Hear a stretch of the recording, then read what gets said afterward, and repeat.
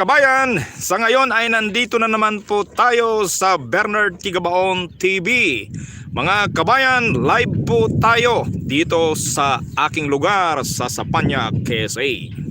Mga kabayan, alam ba natin na sa panahon ngayon ay nagbabalik na naman o panahon na naman ng pag-atake ng mga bagyo sa ating bansang Pilipinas. At idagdag pa natin dyan ang muling pagbabadya ng Volcan Mayon at mga iba pang problema sa ating lipunan.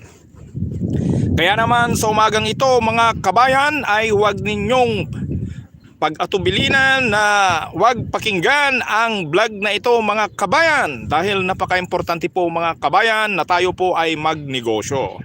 Dahil ang negosyo ay malaking tulong po sa ating lahat, kaya bilisan po nating magnegosyo mga kabayan.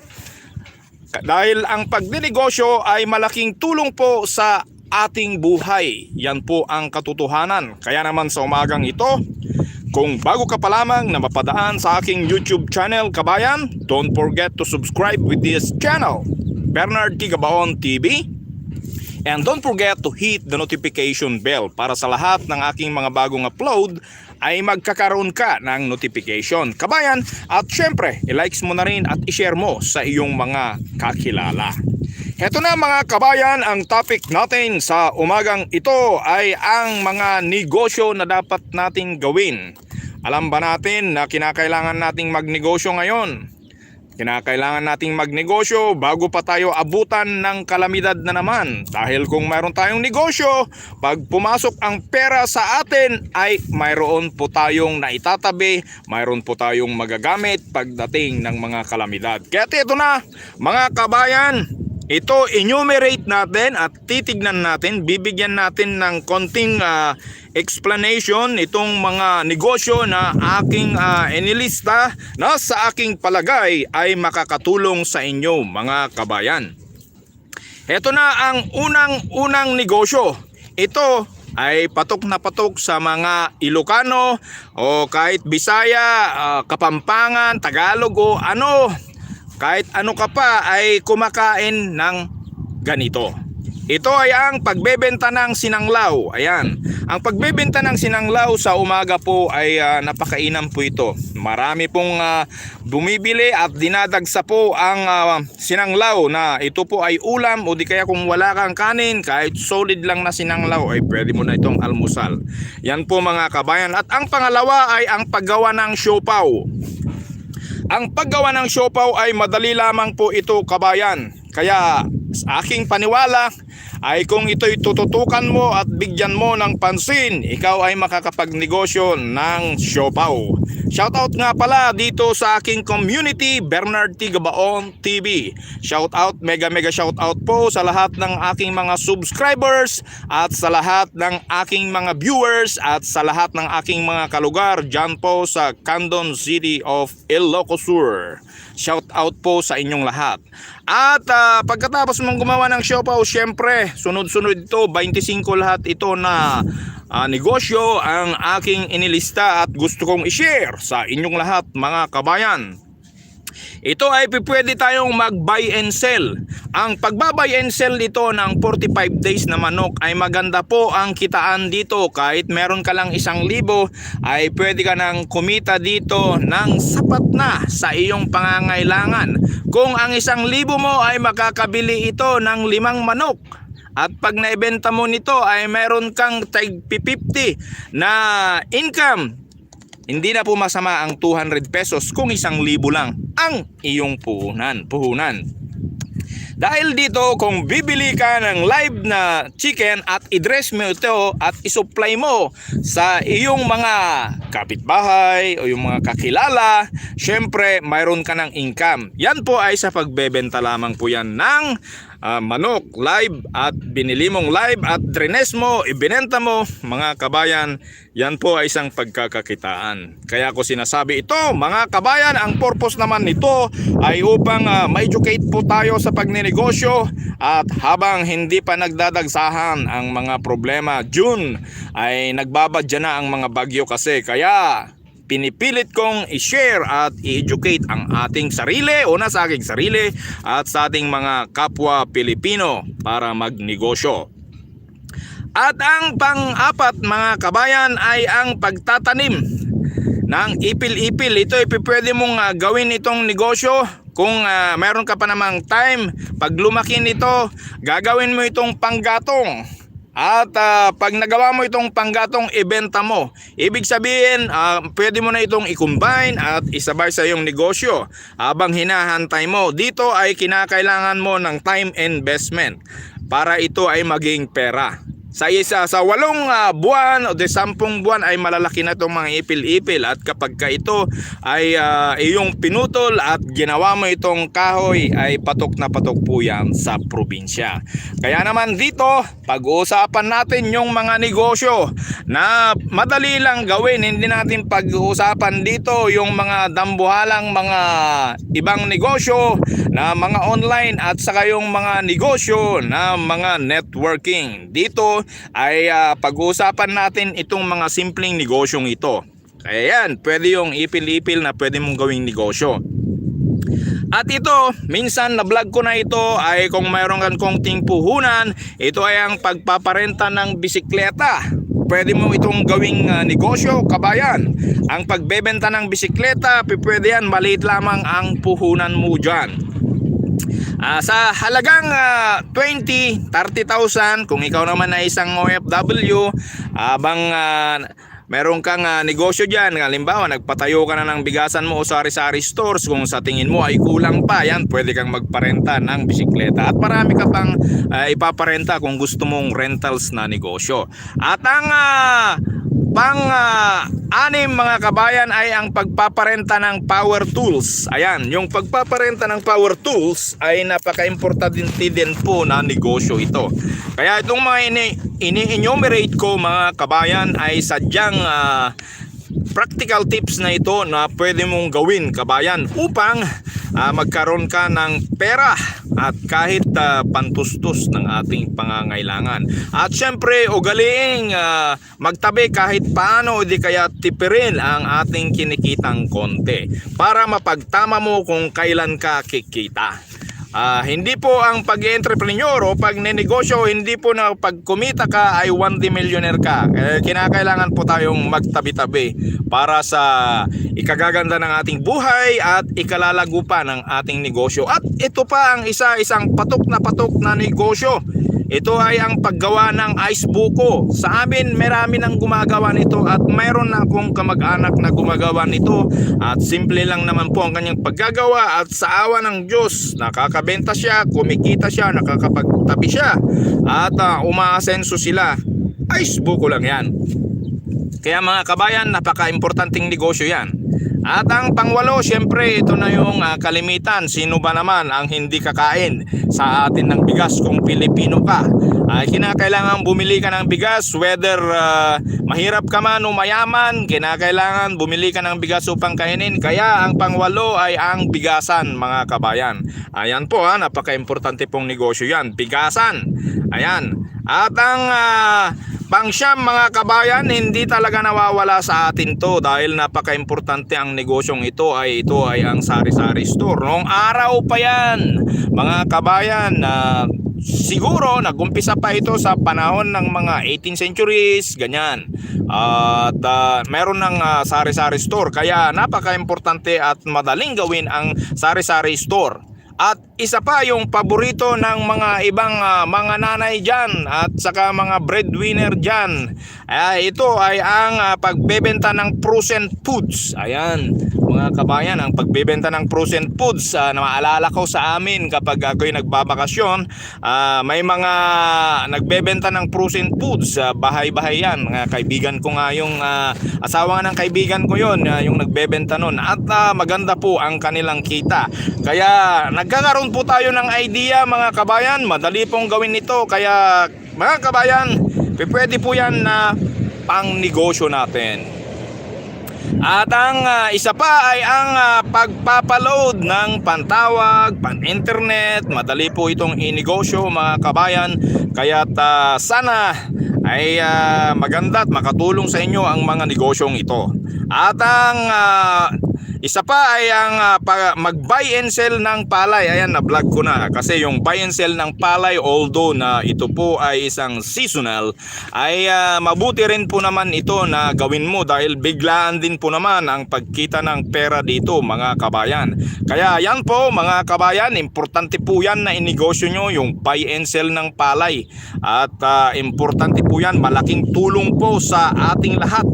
Ayan mga kabayan. Pero bago tayo magpatuloy, mega shoutout po sa aking pamilya sa Gabaon family, sa Waigdaya, Candon City, at sa De La Cruz family dyan sa Santo Tomas, Gallievo family, at syempre Gabaon family and Gautani family. Shoutout po sa inyong lahat at ang aking pamilya sa Barangay Paypayad, Candon City, Gasatan and Valdez family. Proceed po tayo mga kabayan sa pagbebenta ng merienda. Napaka-importante po yan, madaling gawin. Kamakailan po lamang ang pamilya po namin, Family Extension, ay nagbebenta po ng pang merienda at kumikita po sila dyan. Hindi na po masama yung 500 pesos na kinikita nila sa araw-araw. So kung kumikita ka sa simpleng paraan, pagbebenta ng merienda ng 500 pesos araw-araw, malaking tulong na po yan mga kabayan. At ugaliing magtabi at yung pantabi mo ay palaguin mo. Yan mga kabayan, ay patok na patok po yan. At ang susunod ay madali pong gawin ito, pero magantay ka lamang ng konting buwan. Pero sa pechay ay madali mong antayin yan, 24 days pwede ka nang magbenta. Ayan po, ito po ay ang pagtatanim ng gulay at pagbebenta ng gulay. Pwede mong inegosyo, o di kaya pag-aangkat ng gulay, patungan mo lang ng presyo at ilako mo, ay kumita ka na dyan kabayan. Kaya mga kabayan, ang sinasabi kong ito, naway meron at ilagay mo sa iyong puso't isipan at gawin mo ito para mapabuti ang ating buhay dahil malapit na naman po ang tag-ulan mga kabayan. At ito, mag-culture po tayo ng kabuti. Alam po natin na yung pagbebenta po ng kabuti ay napaka-importante po yan. At kung marunong kang magtanim, napapag-aralan din yan. Magtanong-tanong po kayo dyan sa mga nagtatanim ng kabuti. O di kaya dito sa YouTube ay meron din po. Sumubok lang po kayo ng sumubok dahil malaki po ang kitaan dito sa pagtatanim ng kabuti. Per kilo po ito. Mahal na mahal po ito. O hindi ako nagkakamali, 360 kang 1 kilo sa kabuti. Kahit ano pang kabuti niyan, basta yung nakakain na kabuti, mabenta po ito kabayan, nakakatulong po sa inyong lahat. At ito na po yung paborito natin dahil matagal na po natin itong ginagawa. Ito ay nagpapalaga po ako ng kambing at ang kambing po kasi sa ngayon, ito po yung pinag-asawa ng kambing, yung mga mistiso ay kung sa 3 months mo ay may 4,000 pesos ka na pag yung ipinanganak na kambing mo. Ay ang kambing po kasi ay 3 beses manganak po yan sa 2 taon, kaya napakadali at mabilis pong dumami ang kambing. At ginagawa nga nila itong sinanglaw na sinasabi ko, niluluto nila, at yung iba ay pinapaitan ang pinaggagawa at ibinebenta ito, kaya mabenta po ang kambing saan man lugar ng mundo o saan man lugar sa Pilipinas. At isa pa ay ang maganda itong negosyo mga kabayan, itong isa na ito, madali lang ito at marami nang gumagawa nito, mapa-probinsya, mapa-city, mapa-bayan, mapa-NCR. Ito ay ang pagninegosyo, pagbebenta ng prutas. Kaya pag nagbenta ka ng prutas, pag may income ka, may pera ka, ay meron tayong magagamit sa ating buhay, may pambili tayo ng mga pangangailangan. At ang susunod ay ang pagninegosyo ng meat shop. Ito na, yung blinag ko na meat shop ay sobra pong marami din po ang nag-view nito at maraming nagtanong at sinagot ko naman po ayon sa aking makakaya, ay dahil ang meat shop ay nakaranas din po tayo dito mula sa maliit na meat shop ay ginawa po natin itong negosyo nung hindi pa tayo nag-a-abroad. Kaya maganda po yan na umpisahan ng meat shop, kahit hindi pa yung kalakihan na meat shop ang iyong gagawin, ay makakatulong po ito sa iyong buhay. At ang isa pa, pang merienda na ito mga kabayan, ito ay yung pagluluto ng bukarilyo o di kaya yung bukayo na tinatawag natin. Bukod sa mura ang puhunan, madaling gawin, madaling lutuin, madaling ibenta dahil hinahanap ito ng mga tao. Patok na patok ito kahit sa probinsya o di kaya saan sa syudad ay mabili ang pagnenegosyo ng bukarilyo.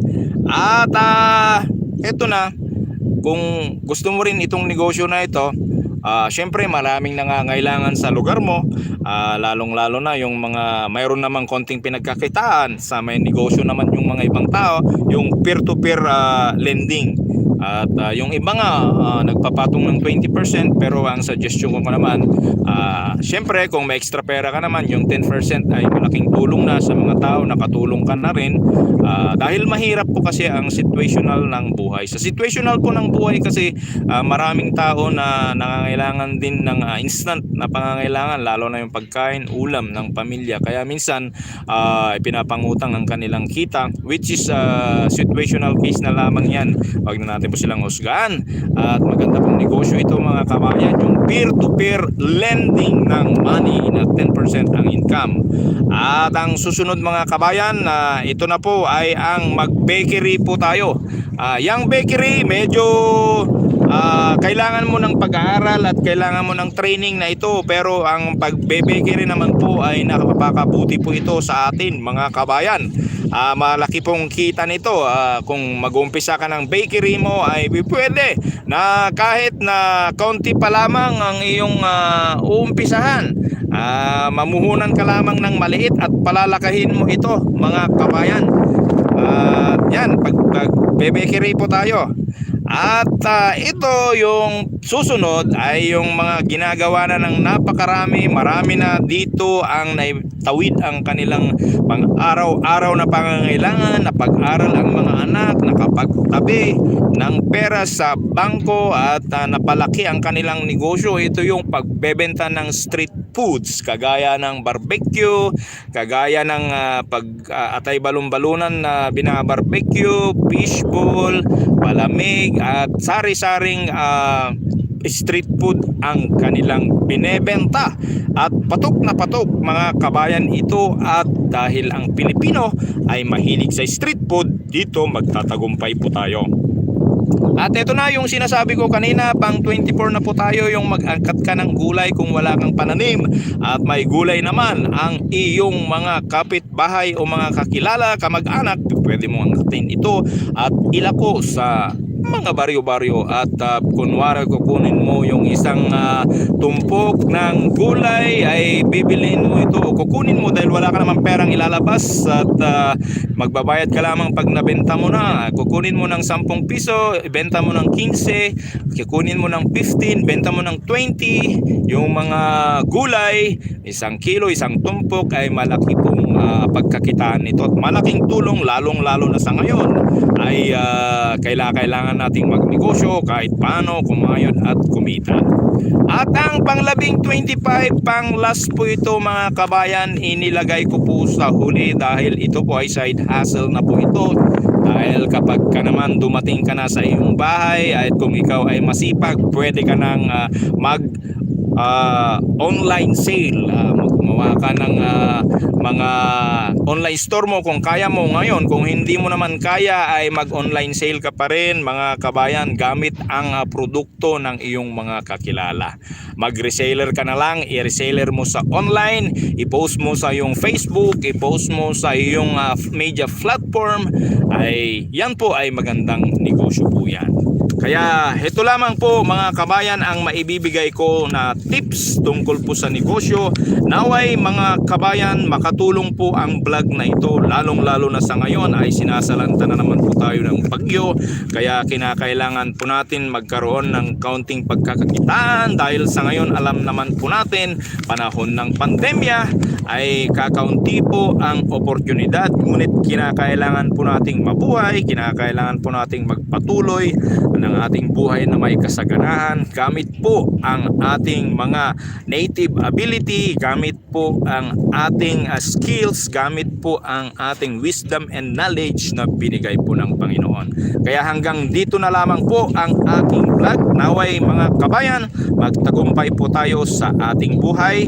Ako po si Mr. Bernard Tubera Gabaon ang nagsasabi sa inyong go negosyo, practical tips ang kailangan mo upang ikaw ay umasenso. Hatid po ito ni Kabayang Bernard T. Gabaon ang nagsasabi sa inyong God bless you po.